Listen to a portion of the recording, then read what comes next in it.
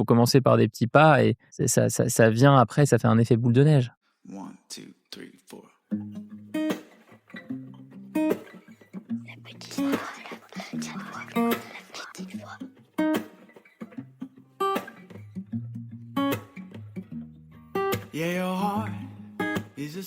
Est-ce que vous avez déjà écouté votre petite voix?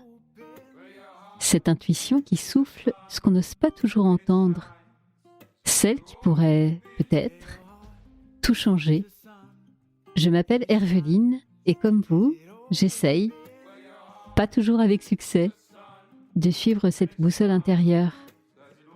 C'est pour ça que j'ai créé La Petite Voix, un podcast où des femmes et des hommes partagent avec émotion, parfois même avec humour, ces moments où la vie bascule et où tout devient possible. Chaque épisode explore des histoires de nouveaux départs. Une séparation libératrice, une reconversion audacieuse, un burn-out surmonté ou une maladie qui révèle une force insoupçonnée. Autant d'histoires de doute, de peur, mais aussi de courage et de transformation. Chaque mardi, je vous invite à découvrir ces conversations intimes, sans filtre, des conversations qui vont nous éclairer, nous inspirer.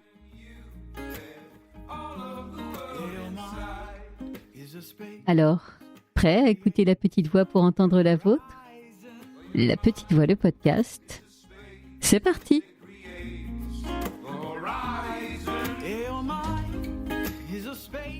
Je suis très contente de retrouver Alexandre cette semaine.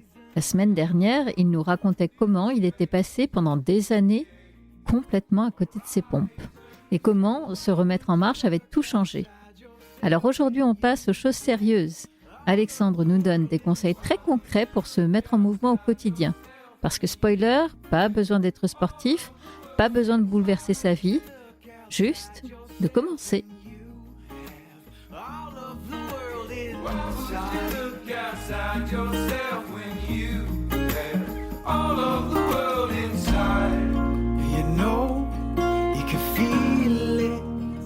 Bonjour Alexandre et bienvenue à nouveau dans La Petite Voix. Rebonjour.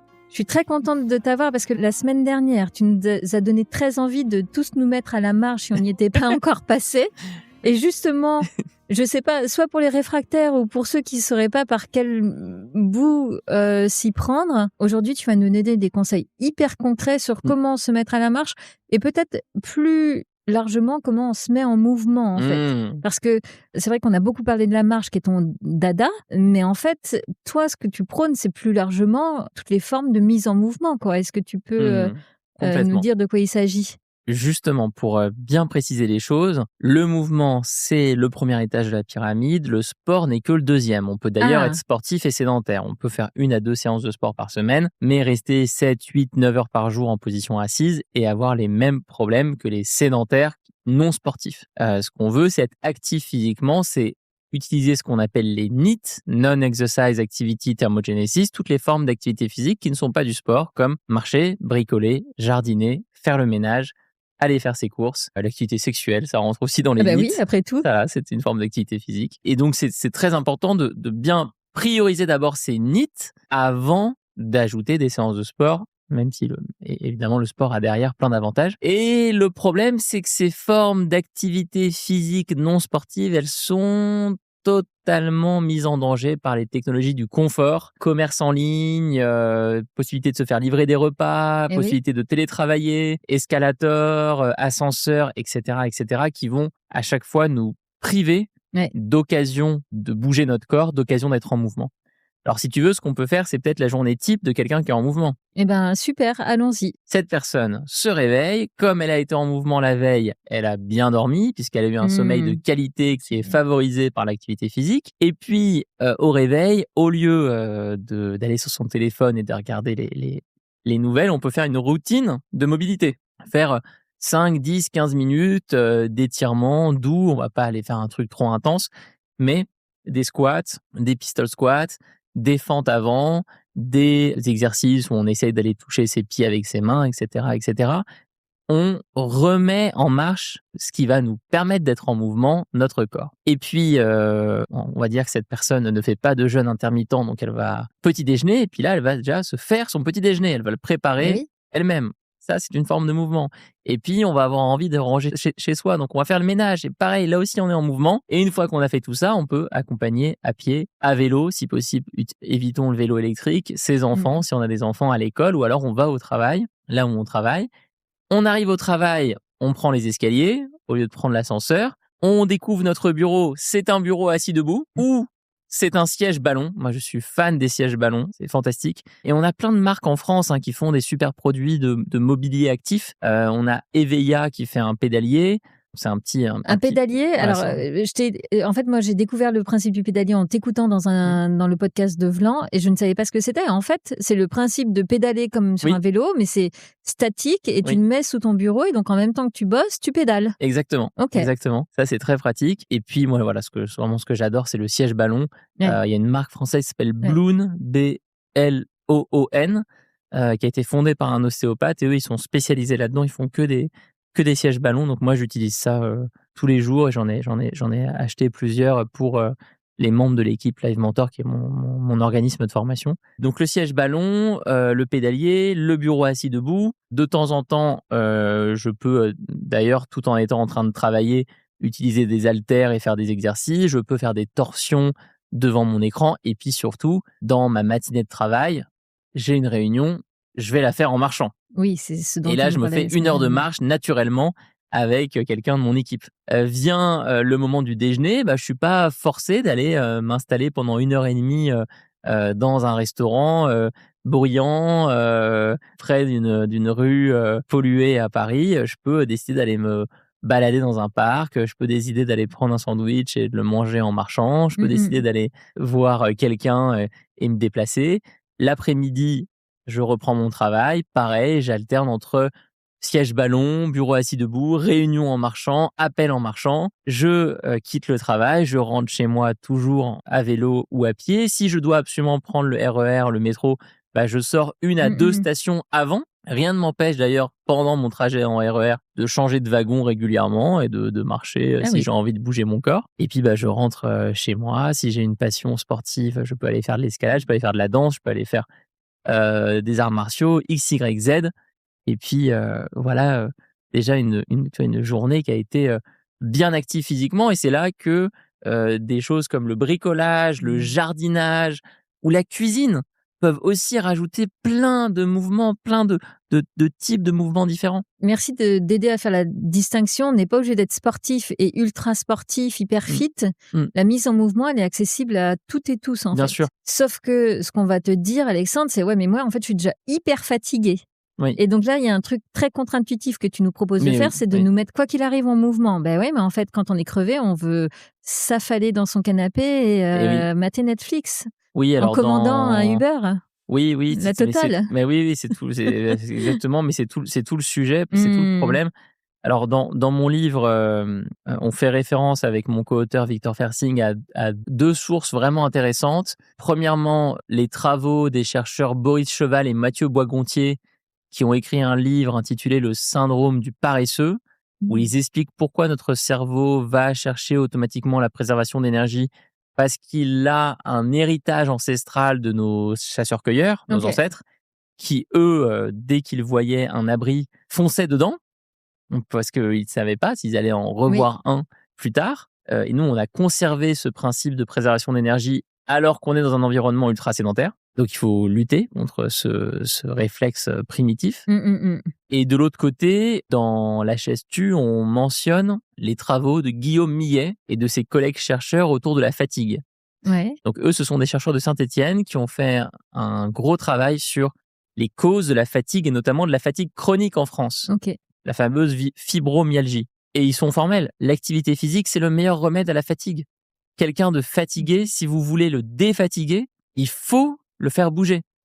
Et leur livre d'ailleurs s'appelle Défatiguez-vous et je le recommande. C'est vraiment troublant de voir à quel point le canapé est un faux remède, une fausse solution à la fatigue physique.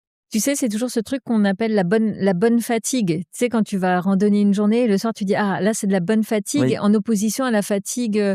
intellectuelle qui te met dans un truc pas très bien, d'avoir Oui. passé ta journée sur écran. Ou, Fatigue intellectuelle et fatigue corporelle, avec les articulations qui sont devenues toutes raides, le corps qui est tout engoncé. Il faut le faire bouger. La question, tu vois, tu nous dépeins comme un monde idéal dans lequel on pourrait se mettre en mouvement vraiment facilement, régulièrement. On l'a rapidement évoqué la semaine dernière, mais dans le monde du travail, comment faire passer ces idées nouvelles que c'est OK de faire une réunion en marchant, c'est OK de privilégier le mouvement, en fait. Oui.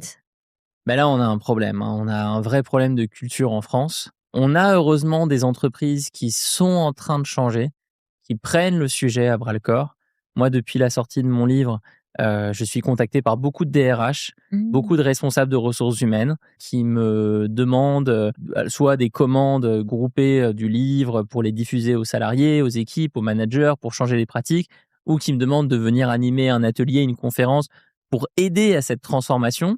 Et en fait, les entreprises, elles ont toutes les raisons de faire ça, à la fois pour la santé physique, sociale, mentale, cognitive de leurs équipes, mais aussi pour réduire les arrêts de travail court terme, pour augmenter les bonnes idées, la génération des bonnes idées. C'est lent encore, c'est lent, ça va mettre du temps. Il faut garder espoir, il faut s'accrocher, il faut interpeller ces managers, les décideurs au sein de l'entreprise sur le problème et leur dire, mais regardez, on ne devrait pas être contraint de bosser assis toute la journée. Presque en fait de manière cynique en leur disant, puisque vos objectifs c'est de la performance, c'est du chiffre d'affaires, rendez-vous compte que finalement ce sera meilleur pour les salariés. Toi, puisqu'aujourd'hui tu es à la tête de tes entreprises, qu'est-ce que tu mets en place pour tes équipes ? Alors nous, on a fait beaucoup de choses. On a acheté donc déjà du mobilier actif, donc des sièges Ballon Bloom, qui est cette marque dont je parlais, qui produit ces sièges ballons qui remplacent les chaises. On a investi dans des casques Bluetooth qui permettent aux équipes de faire leurs appels en marchant. On a mis les bureaux de Aix-en-Provence, parce qu'on a des bureaux à Paris, des bureaux à Aix-en-Provence. Ceux d'Aix-en-Provence sont à proximité d'une forêt, donc littéralement à 30 secondes d'une forêt. Génial. Donc toutes les réunions individuelles peuvent se faire là et ça change absolument tout. C'est de loin la meilleure décision. On a, via notre mutuelle Alan, un défi collectif de pas. Donc chaque semaine, tu peux voir le nombre de pas faits par chaque personne qui joue le défi. C'est très sympa, ça crée des jolies discussions autour de la sédentarité. On a mis des snacks protéinés aussi parce que l'alimentation, ça joue beaucoup sur l'activité physique. On a transformé une salle de réunion en salle de sport. Mais ça, c'est un succès mitigé parce que dans ces bureaux-là, qui sont les bureaux de Paris, on n'a pas techniquement la possibilité de mettre en place des douches. Et donc, les personnes sont gênées à l'idée de faire du sport sans pouvoir se toucher après. Donc voilà les principaux changements. Et puis évidemment, diffuser la culture des réunions en marchant, ça a été très important et ça reste très important chez nous. Donc dans ton exemple, à la fois à titre perso et en tant qu'entrepreneur, on voit que c'est possible et que il s'agit pas d'en faire une montagne et de se dire je vais tout révolutionner d'un seul coup. Il y a des petites choses à faire, par exemple d'aller marcher même 20 minutes par jour. Enfin, on n'est pas obligé de commencer en étant extrêmement ambitieux, quoi. Bien sûr. Il faut commencer par des petits pas et ça vient après, ça fait un effet boule de neige. Oui, parce qu'en fait, on se rend compte des bénéfices et qu'on se dit, en fait, c'est chouette. Et ce que tu as vécu, toi, d'ailleurs, dans l'histoire que tu nous racontais, une sortie, on appelle une autre et ça devient une habitude quotidienne nécessaire, quoi. Exactement. Chouette. Est-ce que tu vois une dernière chose à ajouter pour... Je dirais que le dernier point, c'est vraiment de créer un mouvement autour de soi, d'essayer d'impliquer ses amis, sa famille, ses collègues, d'avoir des petits groupes d'alliés pour le mouvement, pour soi-même. C'est exceptionnel et surtout c'est un cadeau qu'on fait aux autres. Le plus beau cadeau qu'on peut faire à l'anniversaire de quelqu'un, c'est un cadeau qui lui permet de bouger. C'est pas une nouvelle télé ou un voyage dans tel hôtel ou je ne sais quoi. Enfin, c'est vraiment le cadeau du mouvement. En même temps, en t'écoutant, je me dis c'est un joli truc à partager. Ne serait-ce que d'aller marcher, c'est vraiment chouette. Tu as des belles discussions souvent parce que tu as du temps et que tu te regardes pas les yeux dans les yeux. Aussi. Ça invite à des discussions. Bien sûr. Ça libère plus la parole et je trouve que de le faire avec ses proches, collègues ou famille ou amis, mais on se motive en fait les uns les autres parce qu'il y a des jours où on a moins envie de se bouger et là ce que tu nous invites à faire c'est de le faire en groupe donc on ne peut pas être plus convaincant et arrêter l'épisode tout de suite et aller prendre l'air et aller marcher. Mais peut-être que vous avez écouté cet épisode en marchant et là, c'est encore mieux. Et ça marche aussi, absolument. Merci beaucoup, Alexandre. Merci infiniment. Yeah, your heart is a sun and it shines as it opens. Where your heart is a sun and it shines as it opens. Voilà, La Petite Voix, le podcast, c'est fini pour aujourd'hui. Si vous avez aimé cet épisode, parlez-en autour de vous. Le bouche à oreille, c'est magique pour faire découvrir un podcast. Alors envoyez le lien de cet épisode à vos amis et vous verrez, ils vous remercieront. Et d'ailleurs, si vous voulez être sûr de ne rater aucun épisode, avouez que ce serait dommage, abonnez-vous à La Petite Voix sur votre plateforme d'écoute, Apple Podcast, Spotify, YouTube ou autre. Profitez-en d'ailleurs pour m'y encourager avec des étoiles, des bonnes notes et des commentaires.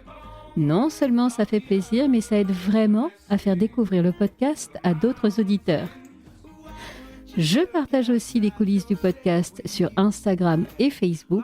Et mieux encore, abonnez-vous à ma newsletter sur mon site, lapetitevoix.co. C'est là que j'ose vous raconter tout ce que je ne dis pas ailleurs. Ça fait beaucoup d'infos, je sais, c'est pour cela que j'ai mis tous les liens dans les notes de cet épisode. Allez, je vous donne rendez-vous mardi prochain. D'ici là, portez-vous bien et soyez heureux. Your horizon. Where your mind is a space they create.